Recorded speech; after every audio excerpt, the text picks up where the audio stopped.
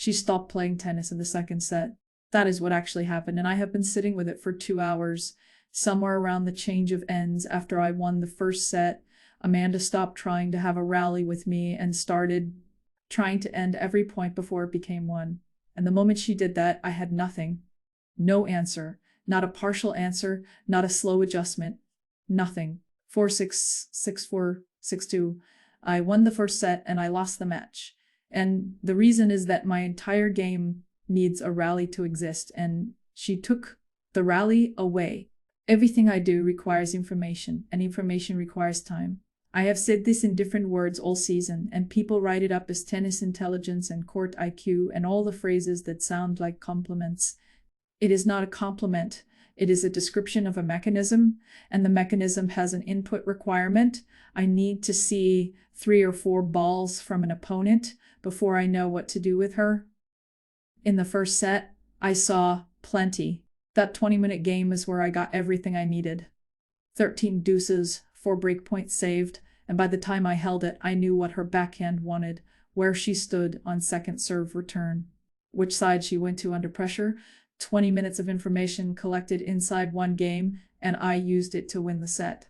Then she stopped giving me any. Her serve is what did it, and I am going to be direct about that because there is no point pretending otherwise. She hit it harder in the second and third sets than in the first. And, more importantly, she hit it into places where my return had to be defensive rather than constructive. A serve is the one shot in this sport I cannot influence. Everything else in a rally is a response to something I have done, so I have an input into what comes back. The serve is not, it arrives regardless of anything I am. I lost that match on a serve, on 2 consecutive return errors at the end, and the errors were not carelessness. They were the accumulated result of 2 sets of never once getting a comfortable ball to start a point with. Being left-handed usually helps me in exactly this situation, and today it did not, which is worth explaining because it is the piece I misjudged. My serve out wide in the AD court is the shot my whole structure rests on. It spins away from a right-hander into a place her body does not want to go, and most opponents deal with it by standing further out and giving up the middle. And giving up the middle is what my patterns are built to punish. Amanda did not stand further out. She moved a step and a half in and took it earlier, which is the harder solution and the one almost nobody chooses because getting it wrong once loses you the point. She got it right most of the afternoon. So my best serve produced a neutral rally instead of an advantage. And a neutral rally against somebody trying to end points in 3 shots is not neutral at all. It is her rally. Power is the thing everybody says does not work against me, and I have benefited from that story all season.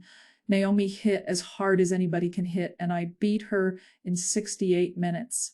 Elena has one of the biggest serves in this sport, and I beat her too. And after each of those matches, somebody wrote that power was finished, that the era was over, that intelligence had won. That was never true, and I never said it. Power works against me perfectly well. It just has to be used correctly, and almost nobody uses it correctly, and Amanda figured out the correct way inside one. Changeover. The wrong way to use power against me is to hit harder in a rally. That does nothing. So pace inside a rally is something I can absorb, because absorbing pace is just taking the energy and giving it back at a different height, and the harder somebody hits, the more free weight I have on the reply. So that is why Naomi's forehand did not hurt me. She was giving me ammunition. The correct way to use power against me is to use it to stop the rally from happening. That is not the same thing at all. Big first serve, take the return early, hit the third ball to a place that ends it. 3 shots and the point is over, and I have learned nothing. Do that for 2 sets and I never get past the point where I am still gathering, which means I never get to the part where I am building. Amanda got there in 1 changeover. I would not have expected that from anybody after a set. I have thought about whether she prepared for it or found it live, and I think she found it live. And that is the more impressive version. If she had come out doing that from the first game, I would say she had a plan. She did not. In the first set, she was trying to play a normal match against me.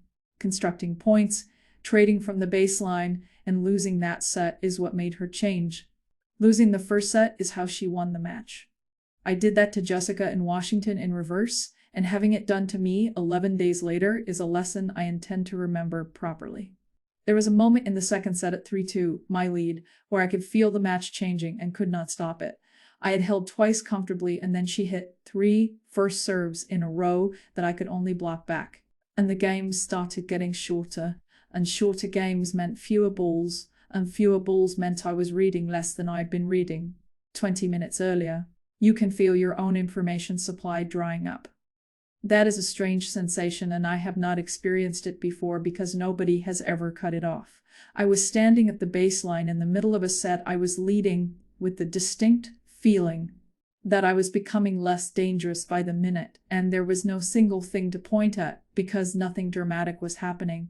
The rallies were just getting shorter. She won 4 of the next 5 games. Nothing spectacular in any of them, just short points, one after another, until the set was gone. The 2-0 lead in the third set is the part that will bother me for a while. I hit 2 backhand winners back-to-back from positions that were not obviously winning positions, and for about 4 minutes I thought I'd found the counter. If I could produce that from neutral, then her 3-shot pattern had a hole in it, because she could not shorten the point if I was ending it first. I could not produce it again. That is the honest answer to what happened next. I found something and I could not repeat it. And against somebody serving the way she was serving in that third set, one good idea that you cannot reproduce is worth nothing. My legs are the other part, and I have gone back and forth about whether to mention it because it sounds like an excuse and I am not offering it as one. She was better today and she deserved to win, but the accounting matters for anybody trying to understand the match.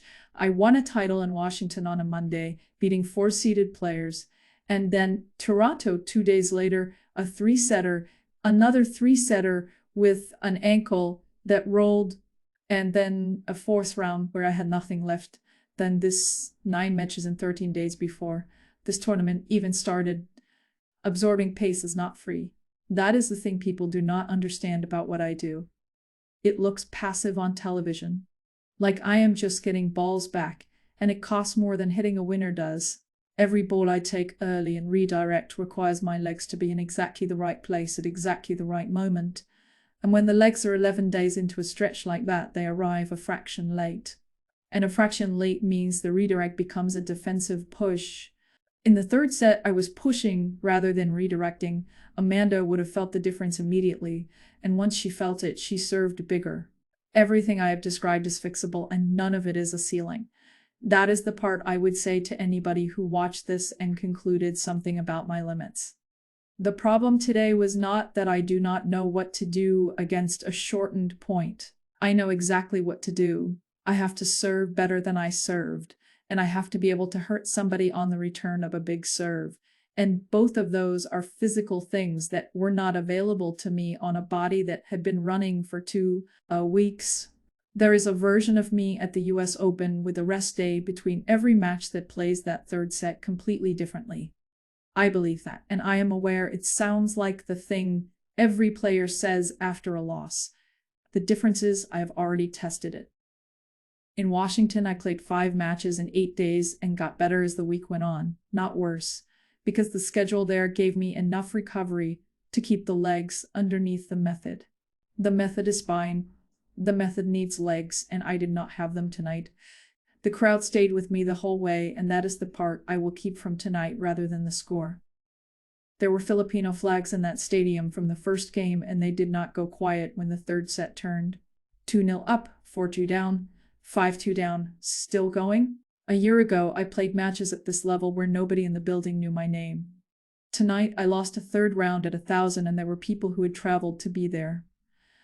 And they stayed to the last point of a match that was clearly finished 20 minutes before it ended. That is not nothing.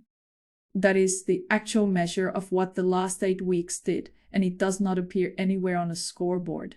Amanda is going to be asked about this, and I hope she is honest, because what she did was genuinely intelligent, and she should get credit for the thinking rather than the hitting.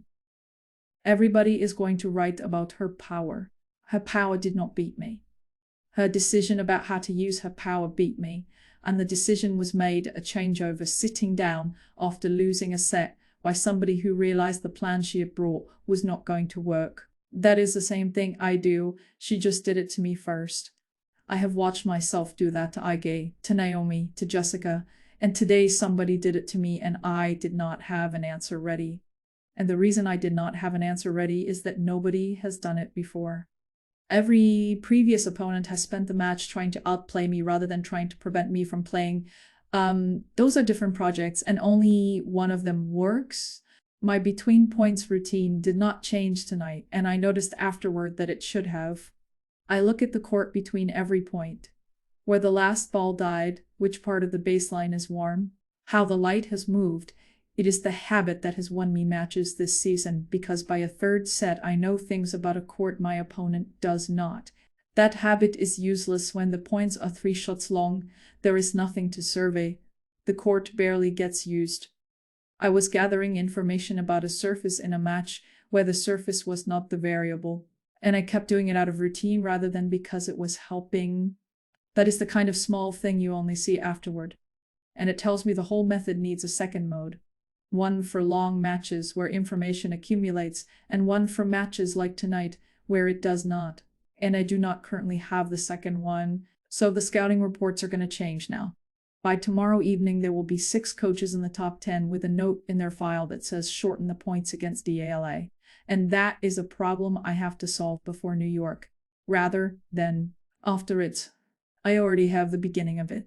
The answer to a 3-shot pattern is to make the third shot unavailable, which means my return has to be better, and my second serve has to stop being a place somebody can attack. And both of those are technical projects. Both of them are things I can work on in 2 weeks, and neither of them requires me to become a different player. The seeding at the US Open is going to be interesting because I will be seeded at a Grand Slam for the first time, 20 in the world. And every player I meet in New York will have watched this match and will believe she knows what to do. And she will be preparing a version of what Amanda did today. Preparing something and executing it are different. And executing it requires a serve like Amanda's. And there are not many of those. I want that on the record without 100 qualifications around it, because I have watched players lose and spent the press conference explaining why they did not really lose. And I have no interest in being that. Amanda played better in the moments that decided the match. That is what a loss is. What I take from it is that the thing that beats me is now public, and knowing that is worth more to me than the ranking points would have been. Nobody had found it. Osaka did not find it. Pegula did not find it in a final. Amanda found it in 90 seconds sitting on a chair. I will be ready for it next time. She knows that too, which is why she said what she said about only getting to use a solution once. 13 deuces in one game and I still lost. That will be the line everybody uses, and it is the right one because it is exactly the shape of the match. I won the long thing, she won the short things. And in tennis, the short things are what count.